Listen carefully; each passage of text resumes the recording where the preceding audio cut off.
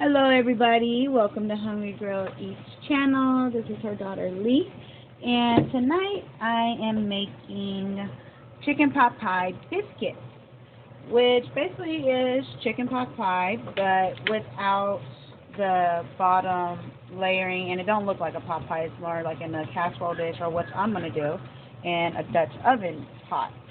So I took some leftover chicken, rotisserie chicken that I had bought from the store a few days ago, roasted it off in the oven for about an hour and 30 minutes, and now I'm putting it in a pot with some garlic powder, celery, a little bit of the chicken bouillon to give it some more chicken flavor. So I'm going to add about 4 cups of water to this, and I'm basically making my own chicken stock for my filling.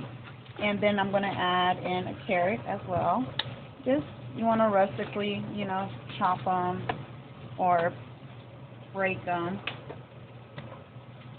Okay, that goes in there. This will get strained, so don't worry about what's in there and so forth, because it will get strained.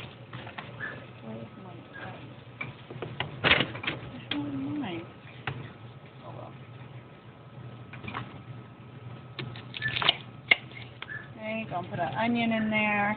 Now I am going to put about 4 to 5 cups of water. And if you make more stock than what you need for your recipe, it is fine.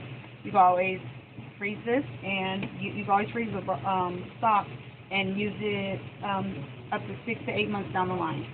So we're going to bring this to a boil and get the top off of all that foam that creates when you're cooking it.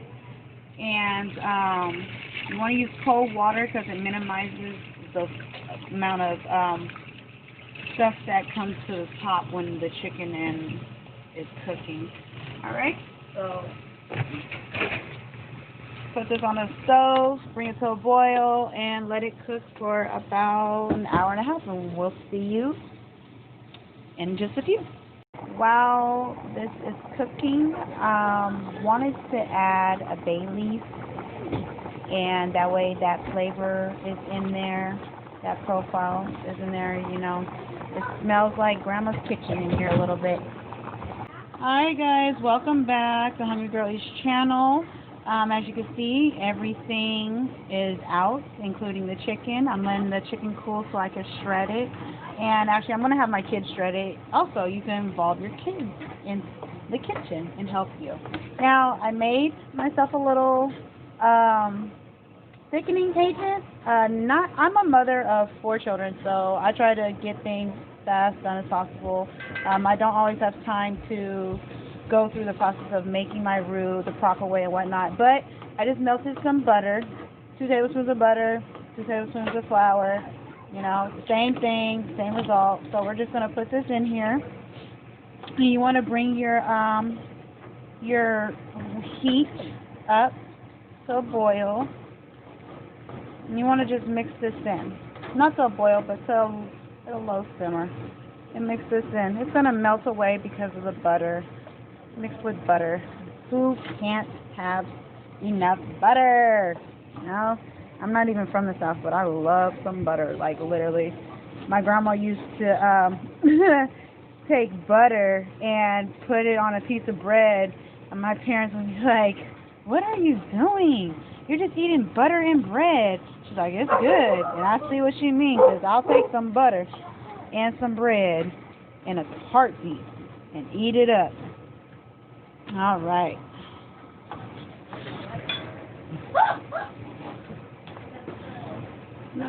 So just mix this, and you just don't want to have clumps.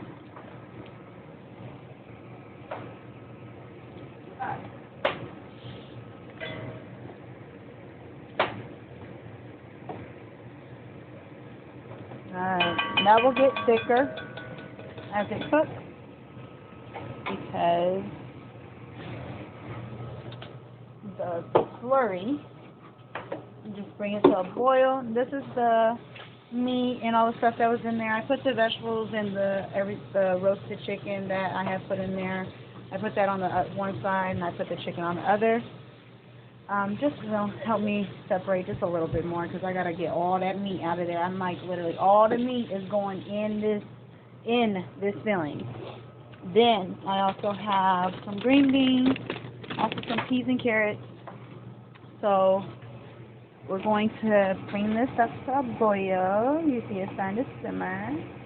That way it can thicken. And if you need to adjust the thickening to your desire, add chicken stock. You could add water, or you could add a little bit of cream. So yeah, we're just going to bring this up to a boil so it can thicken.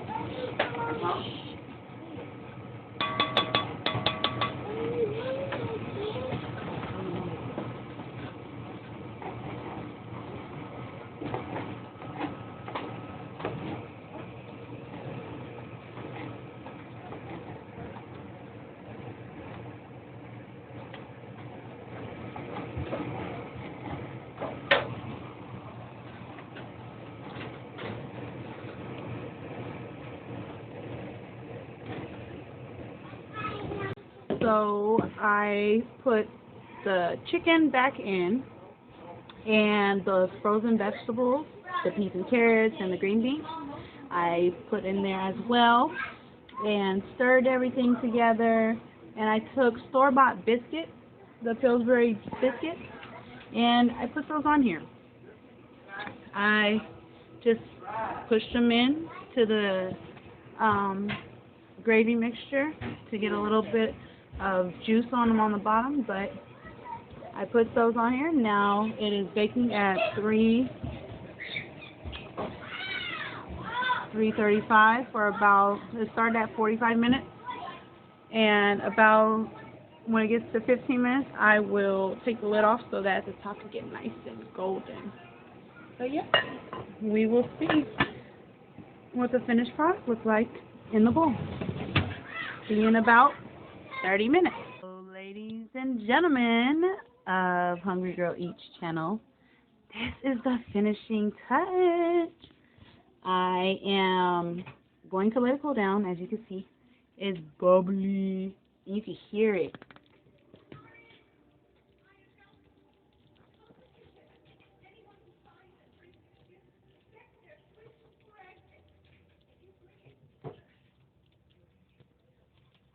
You hear that? That's how you know it's going to be delicious. Well, let it cool down for at least 30 minutes to an hour. Or at least 30 minutes. You don't want to like scorch your tongue or your esophagus eating this. But it is done. Golden brown on top. Yes, golden brown. And then in between, you see the chicken, the vegetables, the gravy. Oh my gosh, I can't wait to eat. It's going to be so good. So I will see you guys in about 30-40 minutes.